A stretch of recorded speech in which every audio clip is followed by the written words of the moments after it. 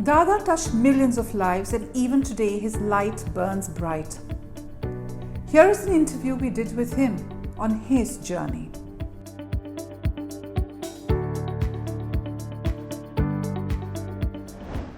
I am just a simple person, a pilgrim, a wanderer, a vagrant of the Lord who keeps moving from place to place, from country to country, moving in quest of fellow pilgrims who may have that intense desire, that longing for the higher, the spiritual values of life.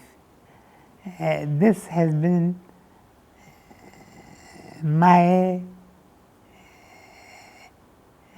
I shouldn't say it is my effort, because everything comes from the Lord, but this is how He wishes to use me. Tell us about your journey, Dada. You've seen different phases of India. You have, struggled like your community. You've moved out of your homeland. You came to Pune. You settled over there. You've been so closely associated with Sadhu Vaswani. How have you seen India change? India has changed considerably. The patriots of India who offered their lives and all that they had to break the chains, the fetters that bound their homeland. They had a different idea of the India which they were building. The India that we have now is not the real India. No. But I believe that this is a period of transition. It will change. And India, the soul of India, will assert itself. So the soul of India is God. Today we have forgotten God. Today it is as though we have thrown out God, thrown Him out of our homes and our educational institutions.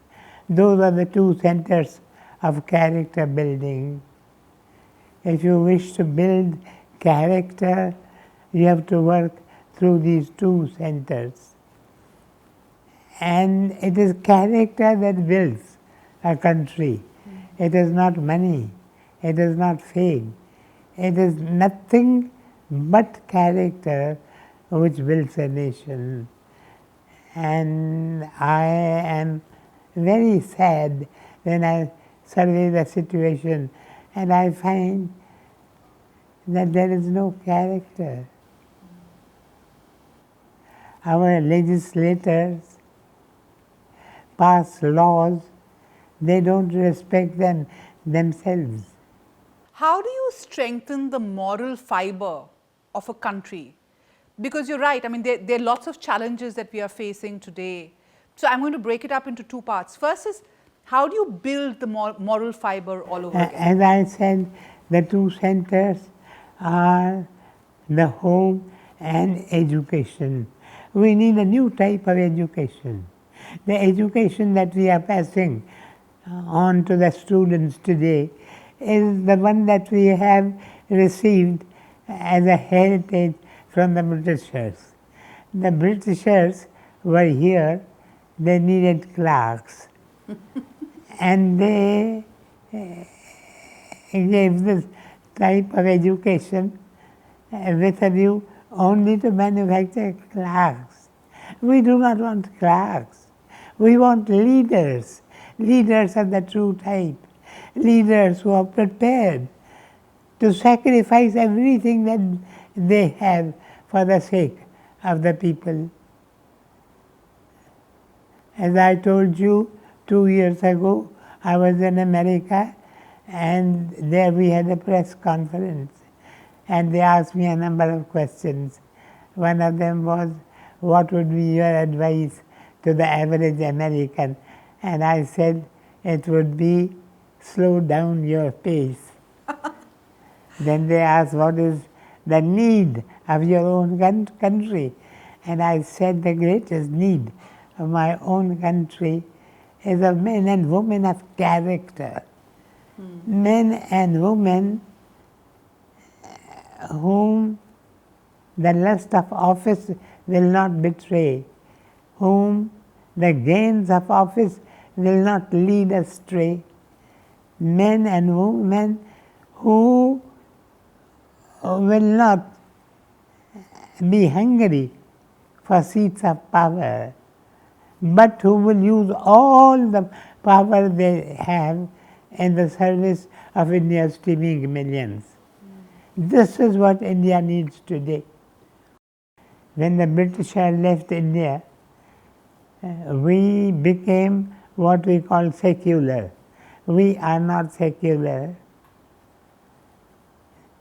Secular does not mean that you don't talk of God at all.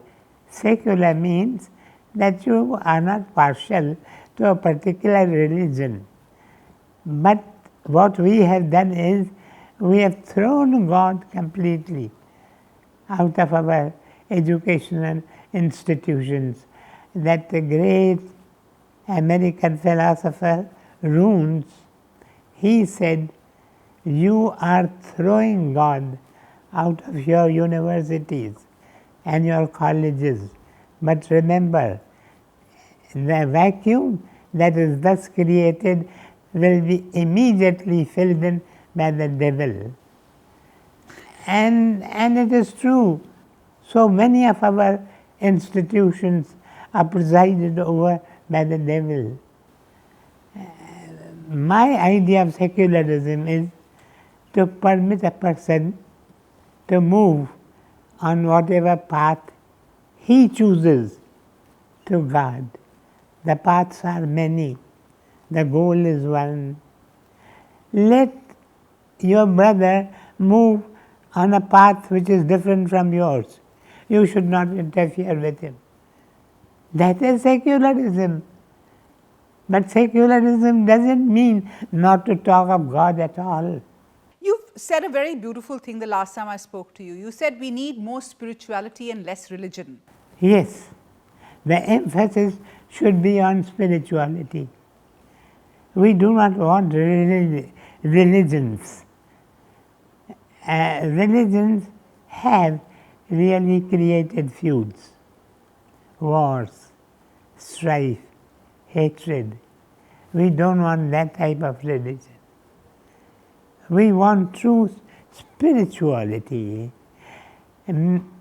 I believe that each one of us, is born as a human being only to realize the fact that he is an immortal being.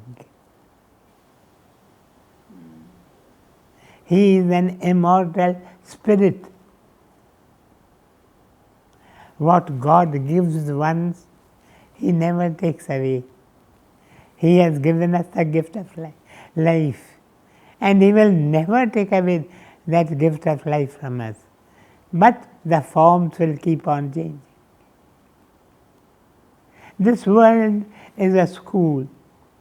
Experience is our teacher. We get different sets of experiences. You get your own experiences, I get my own experiences. Because you have to learn a different set of lessons from the ones that I have to learn. True. Dada, you've studied many religions, and when you speak from different texts across religions. In your lifetime of study of religions, do you believe that all religions talk the same language and it is the way you interpret it? What is your message? I mean, how universal is religion?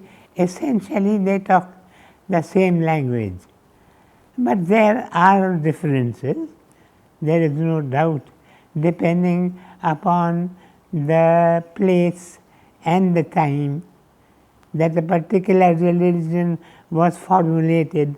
There are differences, but essentially the teaching is the same. Essentially, at the heart. Every religion tells you that you must live at peace with your brother. This is secularism. Don't impose your views on others. You follow your own view. You follow the light as it has been shown to you. Dada's message was always simple and profound. He loved the Bhagwad Gita and spoke to us about how to walk the path of spirituality every day.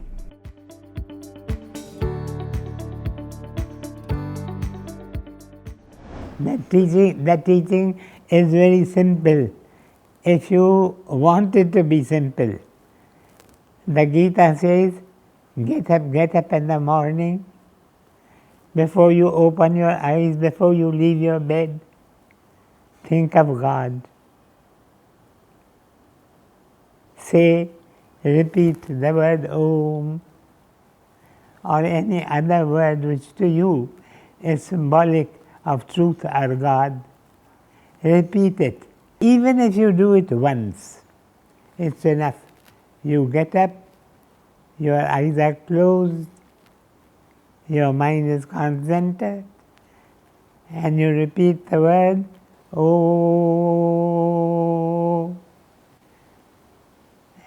and then get out of your bed.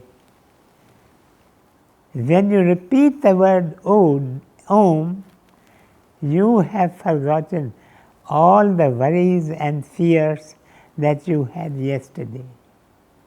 It is as though you are beginning a new life. Every day comes to me as a gift of the new life. I attend to my duties. The simple teaching is, do your duty. We are told in the Gita that even if your duty be an ignoble one, and the duty of another be a nobler one, you must not renounce your duty and attend to the duty of another. Death in the performance of one's own duty is the right thing. It's such a simple teaching. The father has his own duty, the mother has her own duties, the children have their own duties, the students have their own duties, the teachers have their own duties. If each one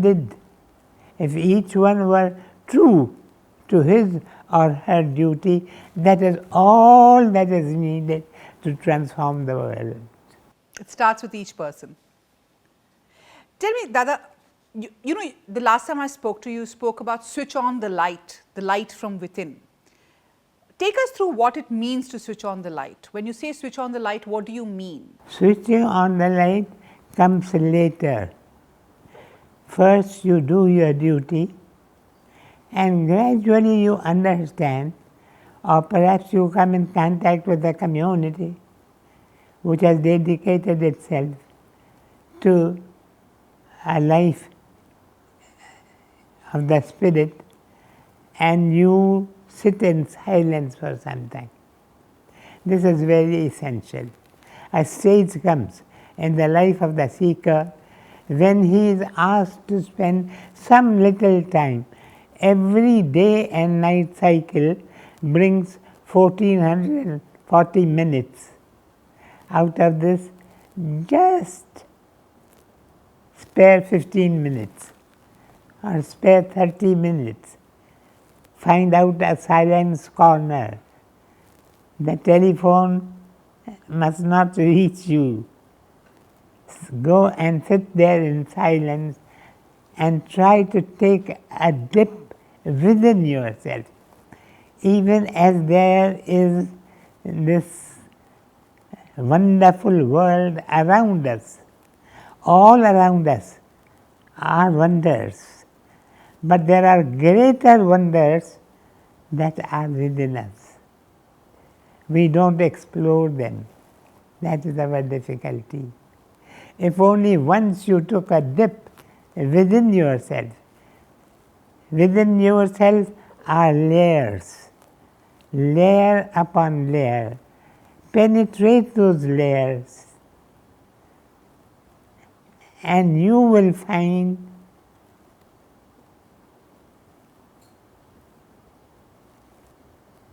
that which you will not be able to express in words.